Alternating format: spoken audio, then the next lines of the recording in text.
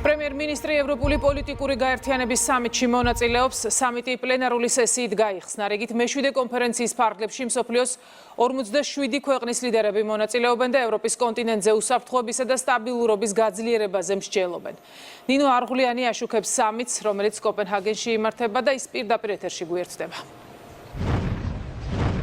ევროპის პოლიტიკური გაერთიანების მეშვიდე სამიტში მონაწილეობა საქართველოს პრემიერ-მინისტრმა მასპინძელი ქვეყნის დანიის პრემიერ-მინისტრთან გასაუბრებით დაიწყო, რომლის შემდეგაც 47 ქვეყნის ლიდერმა გადაინაცვლა უკვე ღონისძიებაზე, სადაც ირაკლი კობახიძეს კომუნიკაცია უკვე ჰქონდა საფრანგეთის პრეზიდენტ ემანუელ მაკრონთან, ასევე ესპანეთის პრემიერ-მინისტრ პედრო სანჩესთან და ევროპული საბჭოს პრეზიდენტთან ანტონიო კოშტასთან. კონკრეტულად რაზე ისაუბრა ლიდერებთან ირაკლი კობახიძე, ამის შესახებ განცხადებებს მოგვიანებით მოვისმენთ. მანამდე კი საქართველოს პრემიერმა ღონისძიების დაწყებამდე თქვა, რომ მას ის ამ შეხვედრებს გამოიყენებს ქვეყნის ეროვნულ ინტერესებზე სასაუბროდ, ის ისაუბრებს ევროპასთან კიდევ უფრო დაახლოების გზებზე და ასევე ისაუბრებს საქართველოს ეკონომიკაზე, დაკავშირებადობაზე და ყველა იმ საკითხზე, რომელიც ევროპისთვის მნიშვნელოვანია და სადაც საქართველოს დიდი პოტენციალი აქვს. დღესვე ირაკლი კობახიძეს აქვს დაგეგმილი პირისპირ შეხვედრა რამდენიმე ლიდერთან, მათ შორის ის შეხვდება ევროპის საბჭოს გენერალურ მდივანს და ასევე EUTO-ს გენერალურ მდივანს. ეს შეხვედრები მას შემდეგ გაიმართება, რაც ლიდერები შეხვედრას უკვე სამიტის ფორმატში დაასრულებენ. ძალიან მნიშვნელოვანი ფორმატია, სადაც ევროპელი ლიდერებთან გვაქვს საუბრის საშუალება, გუშინაც ვახშამზე ქონდა საშუალება, რომ არაერთ ლიდერს გავსაუბრებით და ყველგან საუბრობთ, რა თქმა უნდა, ჩვენს ეროვნულ ინტერესებზე, საუბრობთ ჩვენს ხედვებზე იმასთან დაკავშირებით, როგორ უნდა წავიწიოთ წინ ევროინტეგრაციის მიმართულებით, რაც არის ჩვენი საგარეო პოლიტიკის ერთ-ერთი უმთავრესი პრიორიტეტი. გუშინ ქონდა საინტერესო გაცვლა მოსაზრეების, იდეების ევროპელ ლიდერებთან და აქტიურად გამოვიყენებ დღესაც ამ ფორმატს იმისათვის, რომ მაქსიმალურად ვისაუბროთ ჩვენს ეროვნულ ინტერესებზე, ჩვენს ევროპელ პარტნიორებთან. თემა არის ეკონომიკა და ევროპის ეკონომიკური ინტერესები, მათ შორის დაკავშირებადობის კუთხით, მინერალების კუთხით და თქვენ იცით, რომ საქართველოს ამ კუთხით აქვს ძალიან სერიოზული პოტენციალი, მათ შორის სერიოზული სატრანზიტო პოტენციალი და რა თქმა უნდა, ამაზე გვექნება საუბარი ჩვენს ევროპელ პარტნიორებთან.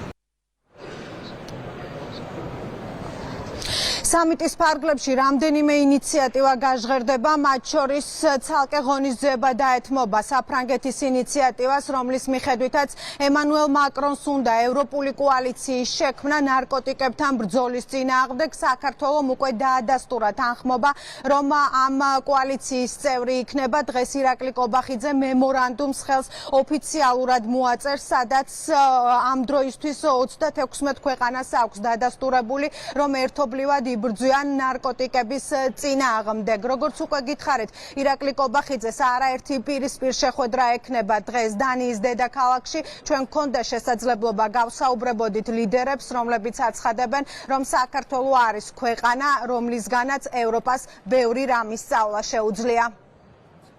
საქართველოს ევროსაბჭოს წევრია და ეს ნიშნავს იმას, რომ საქართველოს ვალდებულებები აქვს აღებული ადამიანის უფლებათა კონვენციის წინაშე. ეს დიდი პასუხისგებლობაა და ჩვენ ამ კუთხით დიდი მოლოდინები გვაქვს. ეს ნიშნავს ადამიანის უფლებათა ყველა გადაწყვეტილების აღსრულებას, ყოველთვის კონტექსტში ყოფნას და ერთობლივ მუშაობას. რაც შეეხება კონტაქტს, როგორც ევროპული საბჭოს გენერალური მდივანი, მე ყველასთან მზად ვარ კონტაქტისთვის. ცხადია, საქართველოს პრემიერ-მინისტრთან დღეს კონტაქტი გვექნება.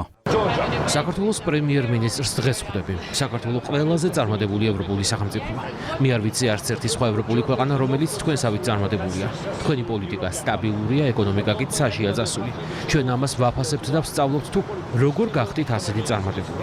ფიქრობ, ევროპას სჭირდება წარმატებული ქვეყნები, რადგან სამწუხაროდ ბევრი ჩვენგანი წარუმატებელია. ზოგიერთი ქვეყნის ეკონომიკა სტაგნაციაშია და პარალიზებულია. ფიქრობ, საქართველოსნაირი ქვეყანა გვჭირდება, რომ გაწევრიანდეს.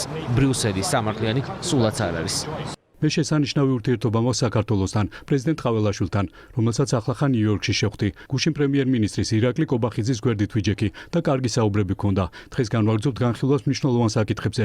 გვაქვს ზოგიერთი ქართული ინიციატივა, რომელიც უნდა შევისწავლოთ, გავაანალიზოთ და გავცეთ პასუხები, მაგრამ ასევე უნდა გავზარდოთ ჩვენი ეკონომიკური თანამშრომლობის დონეც. დღევანდელ მსოფლიოში ყველა თავისი საქმით არის დაკავებული და ძალიან ცოტა ადამიანს სურს მეორე მხარის მოსმენა. ასე რომ ჩვენ ყოველთვის მზად ვიქნებით ყველას მოусმინოთ და ვიმედოვნებთ, ქართული მხარეც ამას გააკეთებს. სიმართლე გითხრათ, დიდად არ მაინტერესებს რა სიტყვიან ზოგიერთები ჩვენ შესახებ. ჩვენი საქმეა ჩვენს ქვეყანასა და ხალხზე ვიზრუნოთ.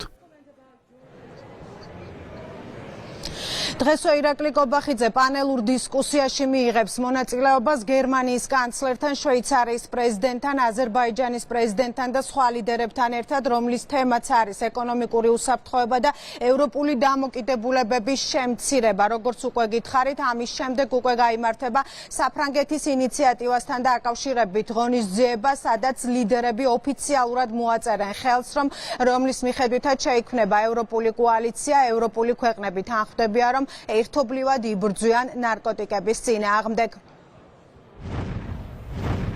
მადლობა ნინო არღულიანს.